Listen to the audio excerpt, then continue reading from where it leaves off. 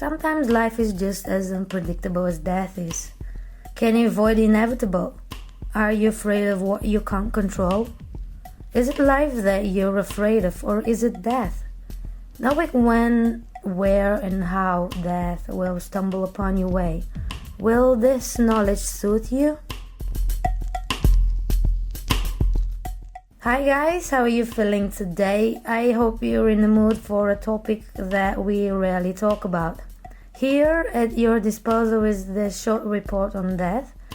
A few weeks ago I promised to do a quick research about it after a brief but intense discussion that R.I.P started by sharing her fear of switching off. And what does to switch off mean? You're about to find out in a second. First, I'm going to emphasize the main ideas around the fear of dying. Then I'm going to try to suggest an answer to, is it the fear of dying that freaks us out, or is it something else, something beyond that particular fear? Then we're going to see what a Buddhist physician says about his experience with death and how some of the oldest Americans embrace the inevitable. And of course, I'm going to mention my experience with death, and finally close the subject with several questions that might, let's say, shed some light, maybe a brighter light on the topic at stake, or just to better clarify it.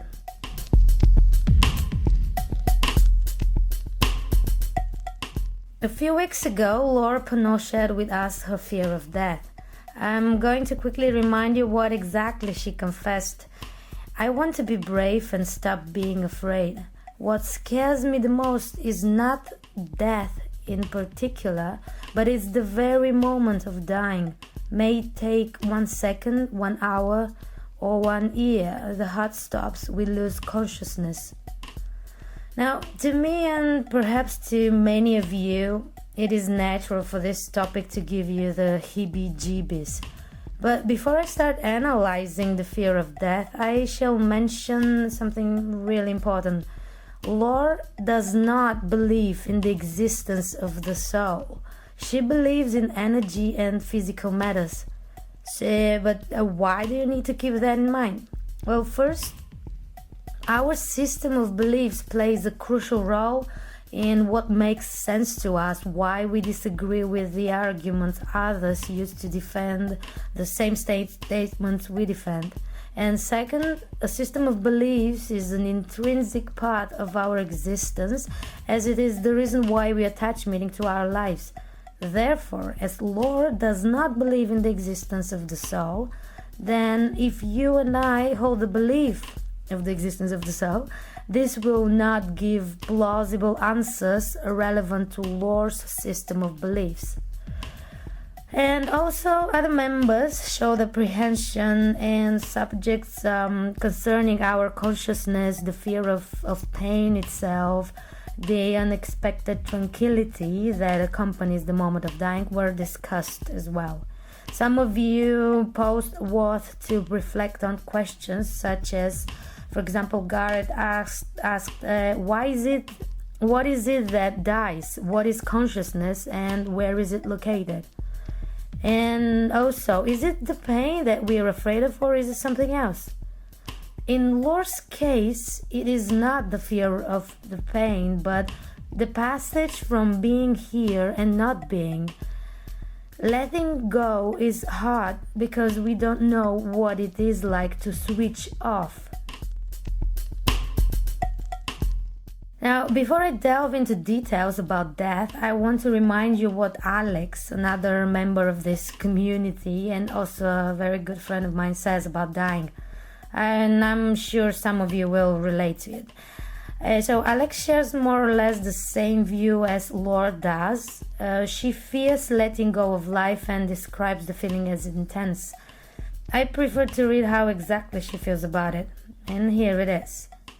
Letting go of our body, our home, our skull, our brain's home where everything we've thought and processed happened, our heart where our emotions developed, went crazy, sometimes destructive, but made us feel really alive.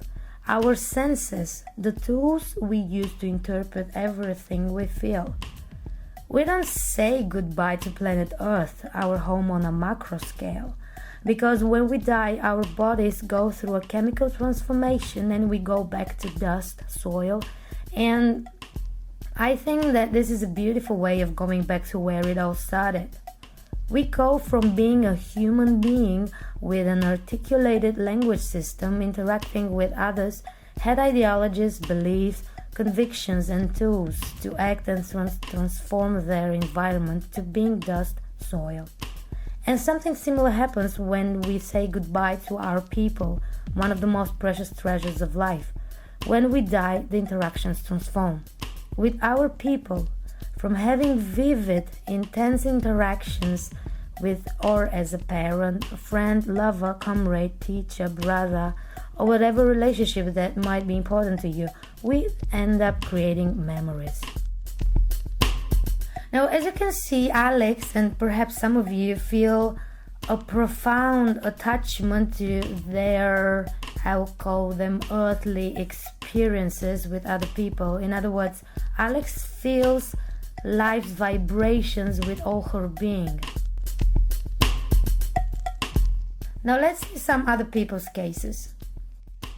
The information I'm about to give you is based on two articles I found in psychologytoday.com and huffingtonpost.com.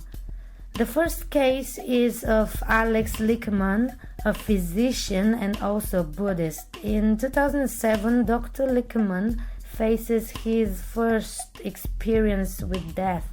In a nutshell, his story is about how his mild stomachache and general feeling of being unwell develops into acute appendicitis, then into diarrhea and pulmonary embolism, then into Clostridium difficile, and he finally ends up diagnosed with post-traumatic stress disorder. I personally call Dr. Lickman's happenings short breaks for reconsideration. Now, what's more important here is the whole process of traveling from one diagnosis to another. And what exactly happened to Dr. Lickman? Well, in a month he literally faces death on several occasions. In case you want a more detailed description of his story, there's a link to the whole article below the report. Now, what can we say about Dr. Lickman's close interactions with death? Our intellectual power, knowing that death exists, and believing are two completely different things. The actual belief that a human can live forever is confined with a delusion about his either short or long-term physical existence. Dr. Lickman realizes that he's very, very mortal, something that people, seem to forget sometimes. When Alex Lickman faces death, he doesn't really face death per se, but the reality of his existence, the 100% sure ticket to dying. Now, I prefer to read what exactly he concludes. Okay, there it is. 3 things are certain. First, my experiences with Buddhism so far have inclined me to think that enlightenment is a real thing, and that it might be the solution to my problem with fear of death. But second, for me to become convinced that life is eternal, I must have an experience that proves it to me beyond a shadow of a doubt. I need to know it the way I know gravity is real. I must confess, I can't today even conceive of what that experience could be. Yet I must remember that every time I've gained real wisdom from my Buddhist practice and become genuinely happier, it's always come as a result of having an experience I could never have predicted. And lastly, because I hope the establishment of indestructible happiness based on a belief in the eternity of life is possible, I must remain on guard against the seductive tendency to convince myself of it. Belief that arises from a desire to believe is usually, in my experience, too flimsy to withstand a genuine challenge. And I can think of no more genuine a challenge to a belief in life after death than the actual imminent approach of death itself. So in the end, I suppose that the closer to death we are, the more aware of our mortality we become. But the next question is, how can we prepare for the inevitable? I mean, can we prepare for letting go of life? In 2013, a professor of human development at the Cornell University named R.I.P. interviewed people in their 80s, 90s about death. Basically, Professor Pillman interviews over 1,200 of the oldest Americans about how they embrace the fact that we are mortal. And not to my surprise, older people are ready to let go of life. What immediately drew my attention was the fact that regardless of their religious or non-religious beliefs, old people find the notion of dying quite comfortable. And both Dr. Lickman and Professor Pillman some kind draw logical conclusions. On the one hand, we're fragile human beings and hardly are we ever prepared for the unexpected. But on the other hand, I believe with time we will consent to embracing our physical ending. And finally, my opinion, as a soul believer, I see that as a transition, and I believe that it has nothing to do with what our body is going through.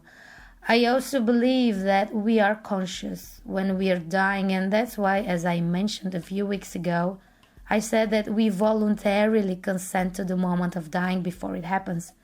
And I guess maybe this is the exact moment that Lord describes as switching off.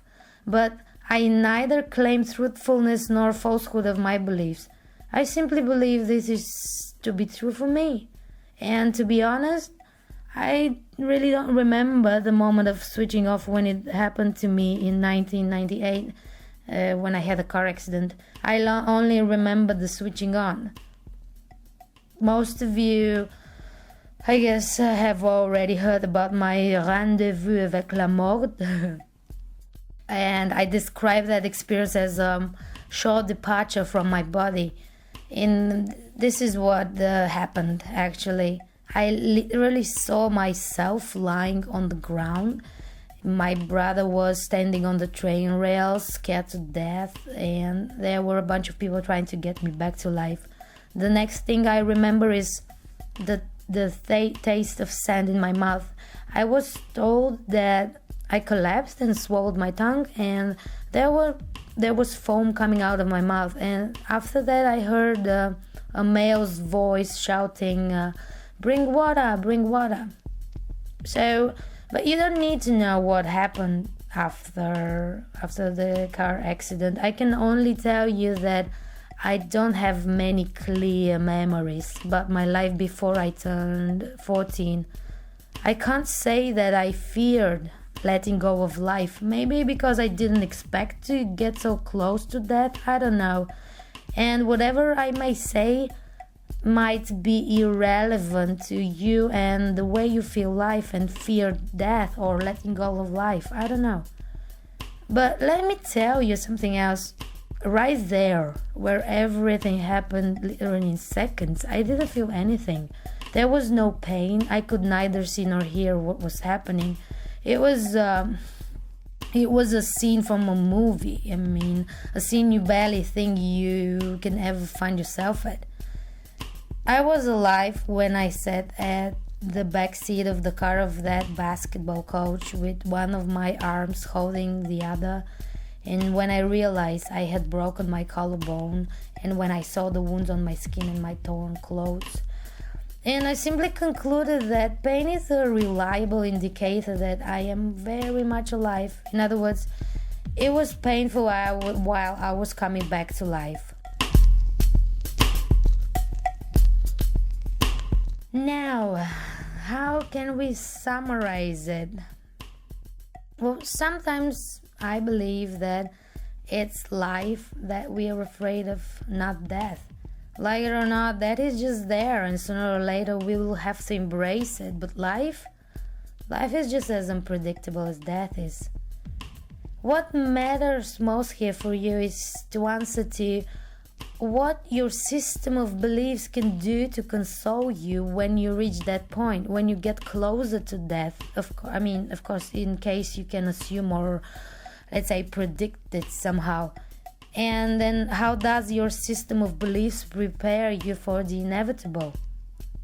What you could do is first find out what way of dying frightens you. Is it related to water, air, or ground? Or maybe the feeling of loneliness frightens you. I don't know. But challenge yourselves. I believe you're stronger than your fears and in control of them. And then, second, find a system of beliefs that you feel will comfort you. It can be anything. It can be either a religious system of beliefs, Buddhism, cosmology, and so on. And then talk to old people. Ask them to describe their feelings and thoughts about that. The third one, asking old people about how they feel about dying, will help you to overcome the fear of letting go of life. And now I want to share with you what happened to me 2 years ago. On the 14th of February, yes, Valentine's Day, 2013, my grandmother died right in front of my eyes. I was actually the one who closed her eyes and felt her last breath. She was ready and she was waiting for that moment for years. I remember I spent 13 hours holding her arms and trying to talk her into stop fighting, telling her that we cannot go. Back then in the hospital that night, I was watching how she was seeing things or spirits or I don't know what it was, but she was constantly repeating, "Come on, let's go." And I'm not sure what exactly she was feeling. I mean, can someone actually feel what a dying person feels? I really doubt it, and I'm sure you do too. Then at 8 a.m. on the next day, I left my grandmother with my aunt so I could go home, get some sleep, and bring back some stuff to the hospital. I went back to the hospital at 11 p.m. and my grandmother was on life support. And when I entered the room, I saw the doctor switching off the ventilator and leaving my granny to her natural ending. She was dying, but in the same time, she couldn't. I knew she was waiting for something. Then at 11:13 p.m., I called my parents. They were getting ready to catch a flight to come see my grandmother. I knew they were not going to make it, so I told them that she needs to leave now as she was suffering too much. So I put my cell phone on my granny's ear, and it was my mother who started talking to her. And here's the proof that, as I mentioned, that we are conscious. I mean, this is at least what I believe to be true. So what happened then? My granny winked as a sign of being conscious and started to breathe heavily. Then the moment her son, my father, said, "Mom, can you hear me?" she passed away. So what shall we finally conclude? Can we indeed summarize the whole notion around death and the process of dying? Let me ask you something. If you knew the exact time, the exact place, the exact way of your death, would you live less preoccupied? I mean, all these questions that I'm posing here would eventually lead to contradictions and controversies. In other words, do we want to know or do we want to not know how the book of our life ends? Imagine if you knew that you had 2 more years left. How would you answer to these 2 questions? Are you thinking of what you regret having done and haven't done? Or are you thinking of what else you can do? I'm not going to give you my answer, you don't need it, of course, but I can only give you a hint. Now think of Stephen Hawking when he finds out he has 2 more years left and what he does. So, are you a Stephen Hawking type or are you a regretful type of person?